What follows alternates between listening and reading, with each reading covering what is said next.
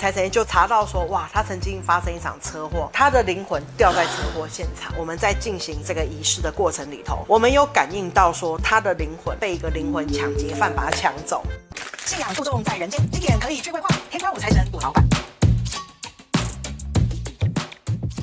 生命富足，身心光明，我是圆圆满满的圆心师姐。天官五财神就是我的老板，在这里我将替财神爷把话传达给各位观众，希望大家能够从中获得启发。今天这一集呢，我们要跟大家聊一件常常会被误解的事，就是撞鬼啦。这很多人都问我说，师姐，我是不是卡到阴啊？还是我哪里就是有犯冲？其实我想说的是有时候撞鬼不是真的鬼要害我们啊，它有可能是一种它没有被处理好的能量，等待需要被处理的状态啦。然后刚好你遇上了它。那其实我们财神爷啊，他是有掌管阴阳、维持秩序和平的一个神圣的任务哦。所以这边呢，我们要讲，像我处理过一些灵异事件，那我发现撞鬼也可以分为3个部分。我们先说第一个撞鬼的形态，它可以是属于叫外灵干扰。所谓的外灵干扰，就是说，真的有灵体靠近来，靠近你的灵体，有可能他是冤亲债主，也有可能是地缚灵，或是有可能他路过的。那再来还有第2种状态，叫做能量残留。什么叫能量残留？就像我跟各位所说的，有时候不是真的鬼故意来找我们，是刚好你跟他遇上了，碰到了这个还没有处理好的能量。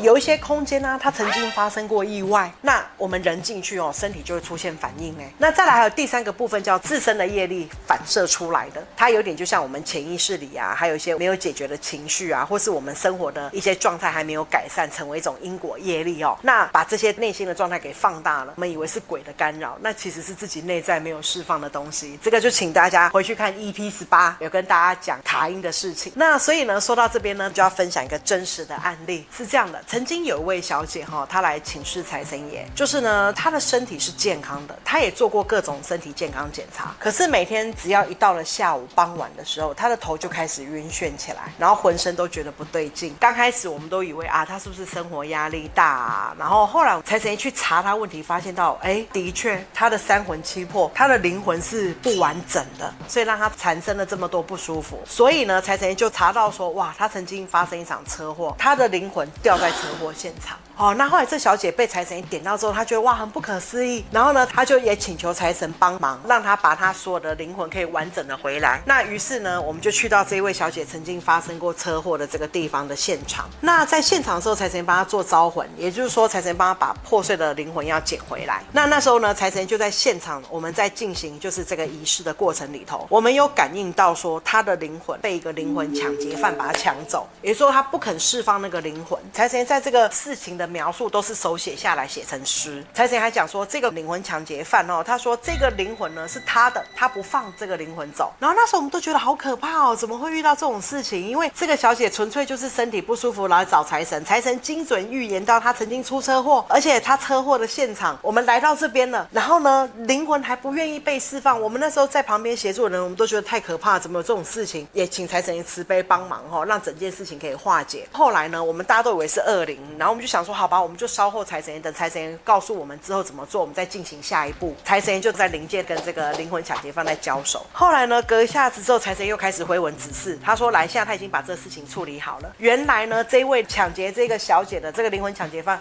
是一个小男孩。这个小男孩之前也在这个路口出车祸，不过他真的车祸往生，所以这个小男孩就在这个路口一直在等他的妈妈。他觉得那个来问事的这位小姐，她长得很像他的妈妈，所以呢，他就以为那是他妈妈，他就把他妈妈留下来。然后那时候小姐就在这里出了一个就是莫名其妙的车祸所以那个时候我们大家听到了，哇事情一查是这么的悲情跟可怜，好舍不得。然后我们就开始也祈求财神帮忙，我们要怎么来帮助这个还在这里受苦的灵魂，这个小男孩我们要怎么帮助他，让他也离开。然后这时候财神爷就交代了，他就交代说这个在等妈妈的这个小男孩也不是故意犯错，就是一个小孩要找妈妈的心情而已。所以财神爷就说好吧，我们也就把这个小灵魂一起给带走，我们一起带回庙里做度化做超度。所以那时候就在财神爷的指示当中里头呢，我们就完成了灵性的方式，除了是把这个小姐本身掉落一个灵魂把她找回来，那也把这小男孩给一起带回宫庙，让他成为财神爷将来的那个兵马俑，跟着财神爷一起服务人。想知道更多财神爷的理念想法，还有我们怎么做会更好，记得按赞、订阅、开启小铃铛，让财神爷进入我们的生活中。所以呢，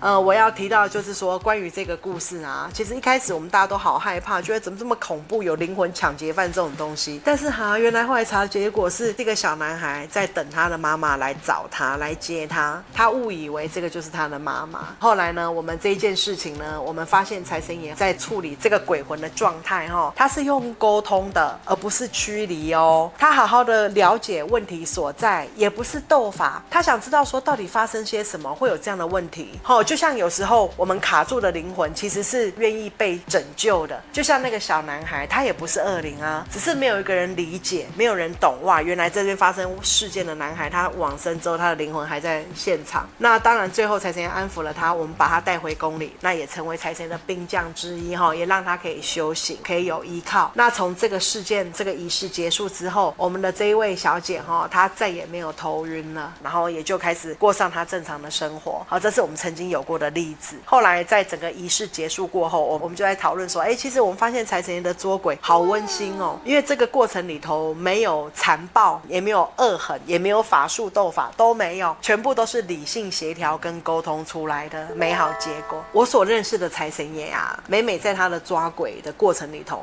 我真的都觉得好感动。从来在抓鬼的过程里头没有符咒术，没有所谓的恶言相向，也没有暴力事件我觉得财神爷好慈悲每次都是他跟灵体是这样互相沟通了解然后去帮助灵体。其实财神爷有时候告诉我他说他就像一道光啊，光啊就是照亮所有的一切黑暗那其实说真的，真正可怕的不是鬼，往往都是我们没有办法理解的恐惧。所以其实财神爷常提醒我们，鬼啊其实不可怕可怕的是我们用错误的方式来面对它。就如同说财神爷抓鬼，它不是驱鬼，它是还原了真实的真相。其实很多灵魂啊，它只是被卡住的人啊，它不是坏的。你遇到的这些撞鬼的事情有时候是你需要去面对它，去化解的一些内在的负能量。真正的乱象是人对灵魂的不理解，才会产生这么多的恐惧跟戏剧化的想象啦所以其实灵界也没有那么可怕啦，反而很有爱那今天的这一集其实也不是在吓你，而是想告诉你，就是说灵界没有你想的这么可怕。有时候它比人还诚实